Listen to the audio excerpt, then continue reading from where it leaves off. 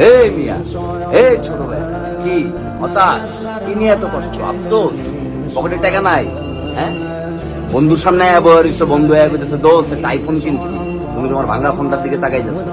বন্ধু বান্ধবরা যখন চিল করার লেগে কি টুরে যাইতেছে, আর তুমি তখন ভেজা শরীর লয়া ওই শার্ট ঘামে ভিজা শহরে টিউশন করাইতেছো, মানুষের বাসায় কামলা দিতেছো, শোরুমের সামনে দিয়ে হাইটা যাইতেছো, তোমার বন্ধু দামি ব্র্যান্ডের শার্ট পরিয়া পারফিউম লাগায় ডেটিং এ যাইতেছে, আর তুমি তখনও চিন্তা করতেছো যে আজকে রাত্রে বাসায় যাই কেমনি মিলটা খাবা।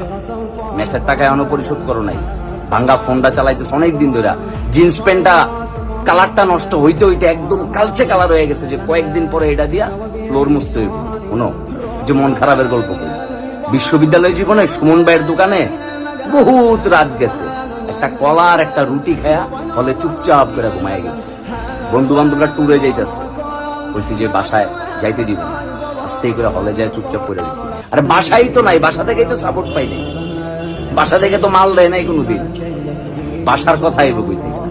এরকম জীবনে বহুত সময় পার হয়েছে, এক প্যান্ট কালা হয়ে গেছে, কালা।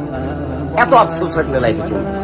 পরিশ্রম করো, সৎভাবে পরিশ্রম করো, দিন ঘুরবো।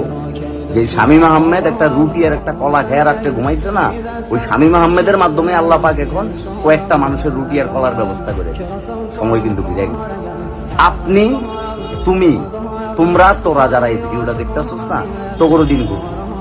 টেবিলে মনোযোগ দে, যেই জায়গায় নিজের যোগ্যতা আছে ওই জায়গায় নিজের কাজে লাগা, ভালো কিছু কর, ভালো কিছু শিখ, নিজের যোগ্যতা সম্পন্ন বানা। আরে কষ্টে থেকেও বহু মানুষ বহুত কিছু করছে রে ভাই। তোর কাছে মোটিভেশন মনে হইলে মোটিভেশন, তোর কাছে যা মনে হইব তা, কিন্তু মনে রাখিস ভাই, খালি প্যাডে আর খালি পকেটে থাকলেই তুই বুঝবি যে ভাই দুনিয়াটা কত কঠিন।